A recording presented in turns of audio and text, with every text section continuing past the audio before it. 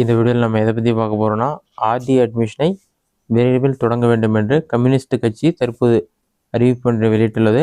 அவர்கள் என்ன சொல்லியிருக்காங்க என்பதை பற்றி தான் இந்த வீடியோவில் நம்ம டீட்டெயிலாக பார்க்க போகிறோம். இதுதான் பார்த்தீங்கன்னா அவங்க தற்போது வெளியிட்டுள்ள அறிவிப்பில் என்ன சொல்லியிருக்காங்கன்னா, இந்திய கம்யூனிஸ்ட் கட்சி தமிழ்நாடு மாநில குழு சொல்லி மென்ஷன் பண்ணிட்டு இது வெளியான தேதி பார்த்தீங்கன்னா 21/5/2025. இதில் என்ன சொல்லியிருக்காங்கன்னா, 25% இடஒதுக்கீட்டின் கீழ் மாணவர்களை சேர்க்க முடியாது என தனியார் பள்ளி நிர்வாகங்கள் கைவிரிப்பு, தமிழ்நாடு அரசு தலையிட்டு தீர்வு காண சிபிஐ வலியுறுத்தல் சொல்லி மென்ஷன் பண்ணிட்டு,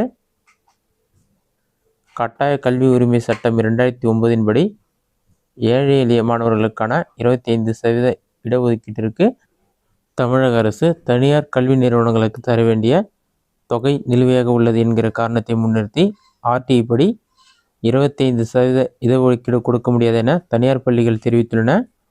இதில் தமிழக அரசு மற்றும் பள்ளிக்கல்வித்துறை உடனடியாக தலையிட்டு கட்டாய கல்வி உரிமை சட்டப்படி 25% இடஒதுக்கீட்டை உத்தரவாதப்படுத்த வேண்டும். சர்வ சிக்ஷா அபியான் SSA திட்டத்தின் கீழ் தமிழ்நாடு அரசுக்கு தர வேண்டிய ரூபாய் 2000 கோடிக்கு மேலான நிதி ஒதுக்கீடு பங்கீட்டை ஒன்றிய அரசு கொடுக்க மறுத்து வருகிறது. இதனால் ஏற்பட்ட நிதி நெருக்கடி காரணமாக தமிழகத்தில் 7 லட்சம் மாணவர்களுக்கு மேலாக கிடைக்க வேண்டிய கல்வி வாய்ப்பு பறிபோகும் நிலை இருக்கிறது. இவ்வாண்டு தமிழ்நாடு முழுவதும் சுமார் 1.75 லட்சம் மாணவர்கள் கட்டாய கல்வி உரிமை சட்டப்படி விண்ணப்பம் செய்துள்ளனர். சில தனியார் பள்ளிகளில் மாணவர்கள் விண்ணப்பம் செய்வதற்கான இணையதளத்தை முடக்கி வைத்திருக்கின்றனர். எனவே தமிழக அரசு மாணவர்களின் கல்வி நலனை கருத்தில் கொண்டு நிதியினை வழங்க ஆர்டிஐ முழுமையாக மாணவர்களை சேர்க்கைக்கான முயற்சிகளை எடுக்க வேண்டும். தனியார் பள்ளி நிர்வாகங்களும் 75% மாணவர்களிடம் கட்டணத்தை வலியுறுத்தி வைக்கும் நிலையில் அரசு நிதி தாமதமாவதை காரணமாக காட்டி 25% மாணவர் சேர்க்கையை மறுப்பது நியாயமல்ல என்பதை சுட்டிக்காட்டுகிறோம்.